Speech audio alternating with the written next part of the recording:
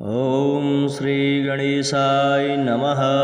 नारद उवाच प्रणम्य शिरसा देव गौरीपुत्रं विनायकं भक्तावासं स्मरे नित्यम् आयुः कामार्थसिद्धये।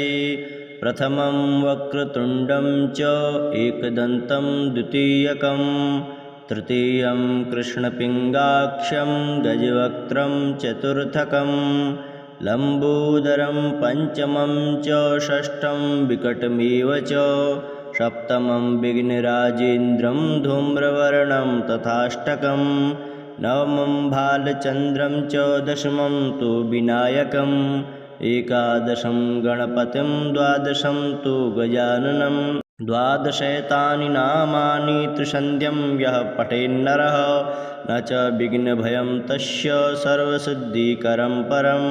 विद्यार्थी लभते विद्यां धनार्थी लभते धनं पुत्रार्थी लभते पुत्रान् मोक्षार्थी लभते गतिं।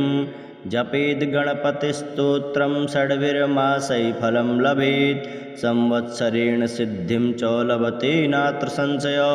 अष्टेभ्यो ब्राह्मणेभ्यश्च लिखित्वां यः समर्पयेत् तस्य विद्या भवेत् सर्वा गणेशस्य प्रसादतः। ॐ श्रीगणेशाय नमः। प्रणम्य शिरसा देव गौरीपुत्रं विनायकं भक्तावासं स्मरे नित्यम् आयुः कामार्थसिद्धये। प्रथमं वक्रतुण्डं च एकदन्तं द्वितीयकं तृतीयं कृष्णपिङ्गाक्षं गजवक्त्रं चतुर्थकं लम्बोदरं पञ्चमं च षष्ठं विकटमेव च सप्तमं विघ्नराजेन्द्रं धूम्रवर्णं तथाष्टकं नवमं भालचन्द्रं च दशमं तु विनायकम् एकादशं गणपतिं द्वादशं तु गजाननं द्वादशैतानि नामानि त्रिसन्ध्यं यः पठेन्नरः न च विघ्नभयं तस्य सर्वसिद्धिकरं परं। विद्यार्थी लभते विद्यां धनार्थी लभते धनं पुत्रार्थी लभते पुत्रान् मोक्षार्थी लभते गतिं। जपेद् गणपतिस्तोत्रं षड्भिर्मासै फलं लभेत् संवत्सरेण सिद्धिं च लभते नात्र संशयो। अष्टेभ्यो ब्राह्मणेभ्यश्च लिखित्वां यः समर्पयेत् तस्य विद्या भवेत् सर्वा गणेशस्य प्रसादतः। ॐ श्रीगणेशाय नमः। प्रणम्य शिरसा देव गौरीपुत्रं विनायकं भक्तावासं स्मरे नित्यम् आयुः कामार्थसिद्धये। प्रथमं वक्रतुण्डं च एकदन्तं द्वितीयकं तृतीयं कृष्णपिङ्गाक्षं गजवक्त्रं चतुर्थकं लम्बोदरं पञ्चमं च षष्ठं विकटमेव च सप्तमं विघ्नराजेन्द्रं धूम्रवर्णं तथाष्टकं नवमं भालचन्द्रं च दशमं तु विनायकम् एकादशं गणपतिं द्वादशं तु गजाननं द्वादशैतानि नामानि त्रिसन्ध्यं यः पठेन्नरः न च विघ्नभयं तस्य सर्वसिद्धिकरं परं। विद्यार्थी लभते विद्यां धनार्थी लभते धनं पुत्रार्थी लभते पुत्रान् मोक्षार्थी लभते गतिं। जपेद् गणपतिस्तोत्रं षड्भिर्मासै फलं लभेत् संवत्सरेण सिद्धिं च लभते नात्र संशयो। अष्टेभ्यो ब्राह्मणेभ्यश्च लिखित्वां यः समर्पयेत् तस्य विद्या भवेत् सर्वा गणेशस्य प्रसादतः। ॐ श्रीगणेशाय नमः। प्रणम्य शिरसा देव गौरीपुत्रं विनायकं भक्तावासं स्मरे नित्यम् आयुः कामार्थसिद्धये। प्रथमं वक्रतुण्डं च एकदन्तं द्वितीयकं तृतीयं कृष्णपिङ्गाक्षं गजवक्त्रं चतुर्थकं लम्बोदरं पञ्चमं च षष्ठं विकटमेव च सप्तमं विघ्नराजेन्द्रं धूम्रवर्णं तथाष्टकं नवमं भालचन्द्रं च दशमं तु विनायकम् एकादशं गणपतिं द्वादशं तु गजाननं द्वादशैतानि नामानि त्रिसन्ध्यं यः पठेन्नरः न च विघ्नभयं तस्य सर्वसिद्धिकरं परं विद्यार्थी लभते विद्यां धनार्थी लभते धनं पुत्रार्थी लभते पुत्रान् मोक्षार्थी लभते गतिं जपेद् गणपतिस्तोत्रं षड्भिर्मासै फलं लभेत् संवत्सरेण सिद्धिं च लभते नात्र संशयो अष्टेभ्यो ब्राह्मणेभ्यश्च लिखित्वाम्य समर्पयेत् तस्य विद्या भवेत् सर्वा गणेशस्य प्रसादतः। ॐ श्री गणेशाय नमः। प्रणम्य शिरसा देव गौरीपुत्रं विनायकं भक्तावासं स्मरे नित्यम् आयुः कामार्थसिद्धये प्रथमं वक्रतुण्डं च एकदन्तं द्वितीयकं तृतीयं कृष्णपिङ्गाक्षं गजवक्त्रं चतुर्थकं लम्बोदरं पञ्चमं च षष्ठं विकटमेव च सप्तमं विघ्नराजेन्द्रं धूम्रवर्णं तथाष्टकं नवमं भालचन्द्रं च दशमं तु विनायकम् एकादशं गणपतिं द्वादशं तु गजाननं द्वादशैतानि नामानि त्रिसन्ध्यं यः पठेन्नरः न च विघ्नभयं तस्य सर्वसिद्धिकरं परं विद्यार्थी लभते विद्यां धनार्थी लभते धनं पुत्रार्थी लभते पुत्रान् मोक्षार्थी लभते गतिं जपेद् गणपतिस्तोत्रं षड्भिर्मासै फलं लभेत् संवत्सरेण सिद्धिं च लभते नात्र संशयो अष्टेभ्यो ब्राह्मणेभ्यश्च लिखित्वाम्य समर्पयेत् तस्य विद्या भवेत् सर्वा गणेशस्य प्रसादतः। ॐ श्री गणेशाय नमः। प्रणम्य शिरसा देव गौरीपुत्रं विनायकं भक्तावासं स्मरे नित्यम् आयुः कामार्थसिद्धये प्रथमं वक्रतुण्डं च एकदन्तं द्वितीयकं तृतीयं कृष्णपिङ्गाक्षं गजवक्त्रं चतुर्थकं लम्बोदरं पञ्चमं च षष्ठं विकटमेव च सप्तमं विघ्नराजेन्द्रं धूम्रवर्णं तथाष्टकं नवमं भालचन्द्रं च दशमं तु विनायकम् एकादशं गणपतिं द्वादशं तु गजाननं द्वादशैतानि नामानि त्रिसन्ध्यं यः पठेन्नरः न च विघ्नभयं तस्य सर्वसिद्धिकरं परं विद्यार्थी लभते विद्यां धनार्थी लभते धनं पुत्रार्थी लभते पुत्रान् मोक्षार्थी लभते गतिं जपेद् गणपतिस्तोत्रं षड्भिर्मासै फलं लभेत् संवत्सरेण सिद्धिं च लभते नात्र संशयो अष्टेभ्यो ब्राह्मणेभ्यश्च लिखित्वाम्य समर्पयेत् तस्य विद्या भवेत् सर्वा गणेशस्य प्रसादतः।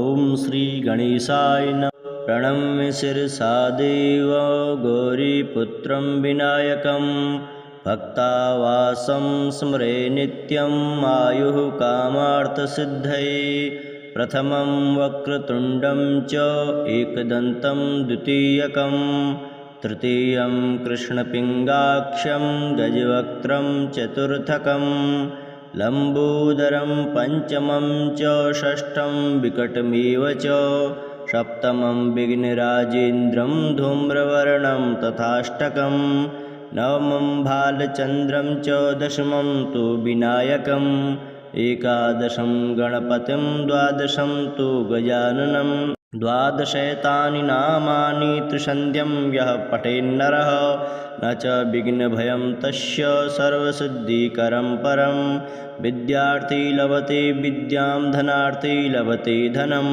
पुत्रार्थी लभते पुत्रान् मोक्षार्थी लभते गतिं जपेद् गणपतिस्तोत्रं षड्भिर्मासै फलं लभेत् संवत्सरेण सिद्धिं च लभते नात्र संशयो अष्टेभ्यो ब्राह्मणेभ्यश्च लिखित्वाम्य समर्पयेत् तस्य विद्या भवेत् सर्वा गणेशस्य प्रसादतः।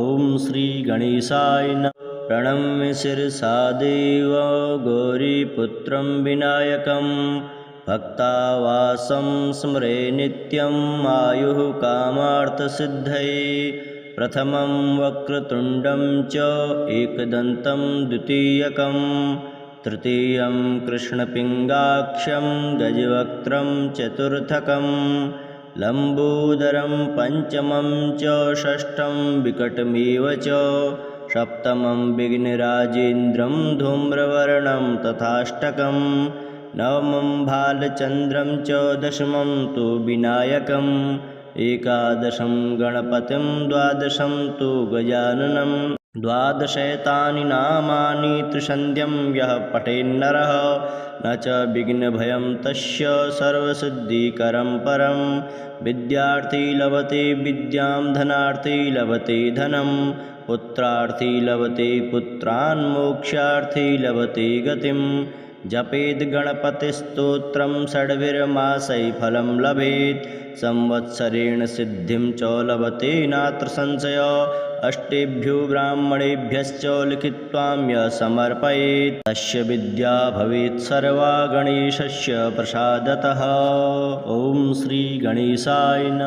प्रणम्य शिरसा देव गौरीपुत्रं विनायकं भक्तावासं स्मरे नित्यम् आयुः कामार्थसिद्धये प्रथमं वक्रतुण्डं च एकदन्तं द्वितीयकं तृतीयं कृष्णपिङ्गाक्षं गजवक्त्रं चतुर्थकं लम्बोदरं पञ्चमं च षष्ठं विकटमेव च सप्तमं विघ्नराजेन्द्रं धूम्रवर्णं तथाष्टकं नवमं भालचन्द्रं च दशमं तु विनायकम् एकादशं गणपतिं द्वादशं तु गजाननं द्वादशैतानि नामानि त्रिसन्ध्यं यः पठेन्नरः न च विघ्नभयं तस्य सर्वसिद्धिकरं परं विद्यार्थी लभते विद्यां धनार्थी लभते धनं पुत्रार्थी लभते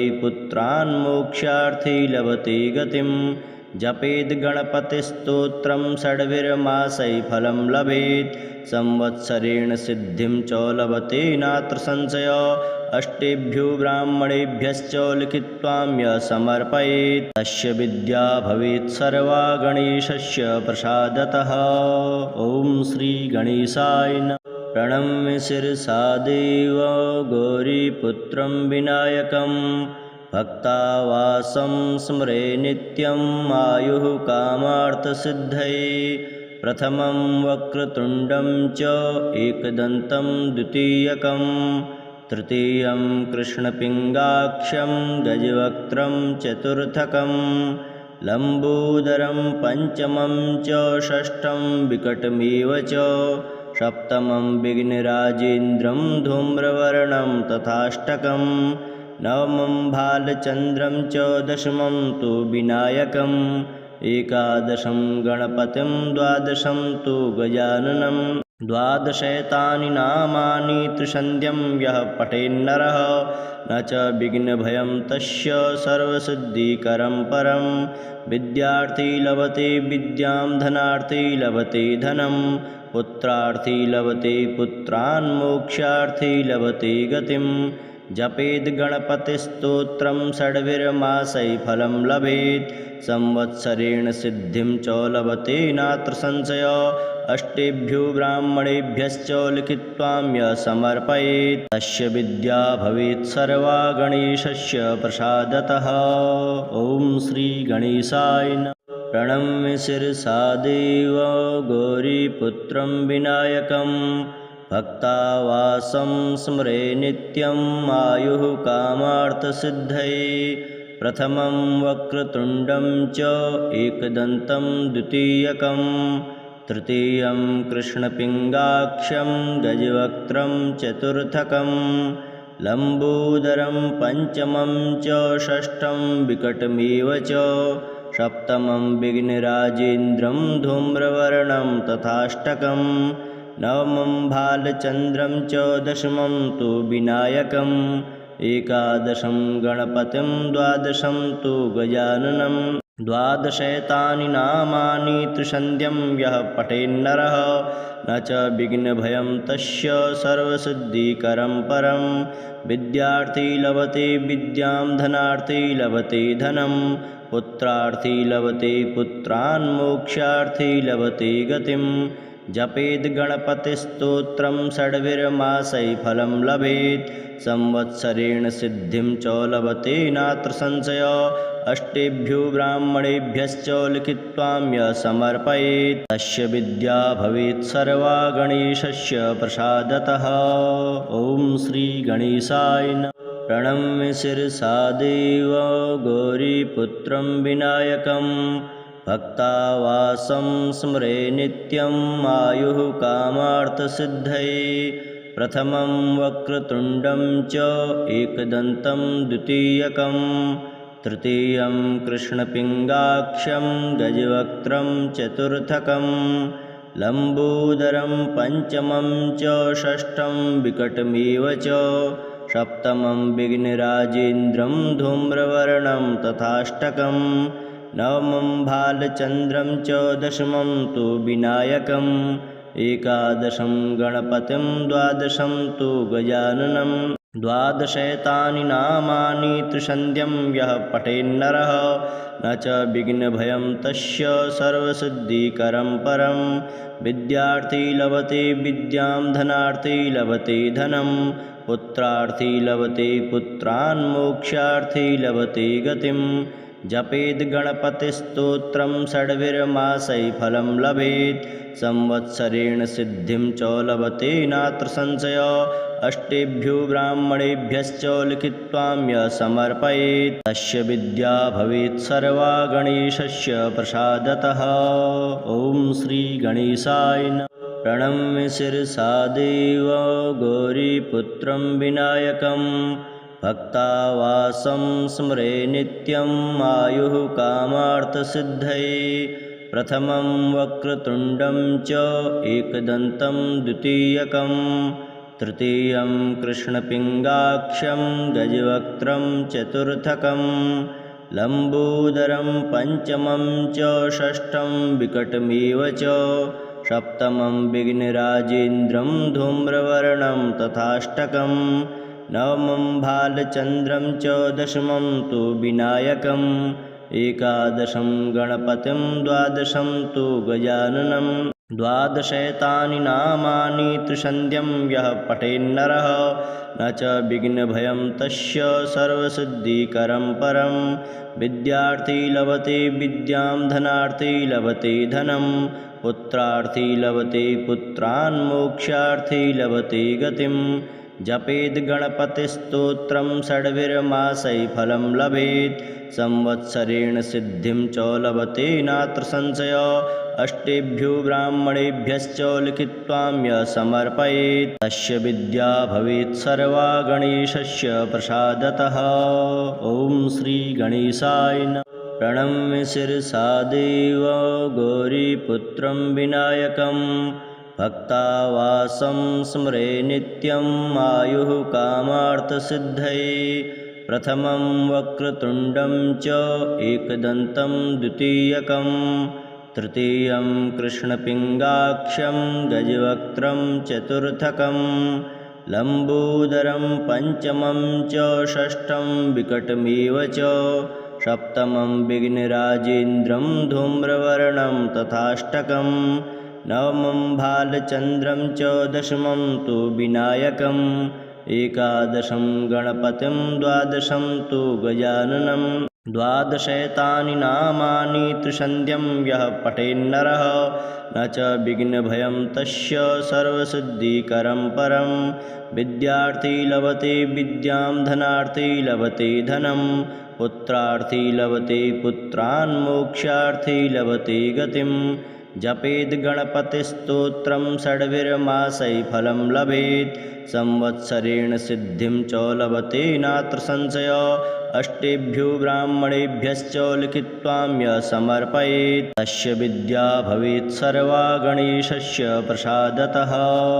ॐ श्री गणेशाय नमः। प्रणम्य शिरसा देव गौरीपुत्रं विनायकं भक्तावासं स्मरे नित्यम् आयुः कामार्थसिद्धये प्रथमं वक्रतुण्डं च एकदन्तं द्वितीयकं तृतीयं कृष्णपिङ्गाक्षं गजवक्त्रं चतुर्थकं लम्बोदरं पञ्चमं च षष्ठं विकटमिव च सप्तमं विघ्नराजेन्द्रं धूम्रवर्णं तथाष्टकं नवमं भालचन्द्रं च दशमं तु विनायकम् एकादशं गणपतिं द्वादशं तु गजाननं द्वादशैतानि नामानि त्रिसन्ध्यं यः पठेन्नरः न च विघ्नभयं तस्य सर्वसिद्धिकरं परं विद्यार्थी लभते विद्यां धनार्थी लभते धनं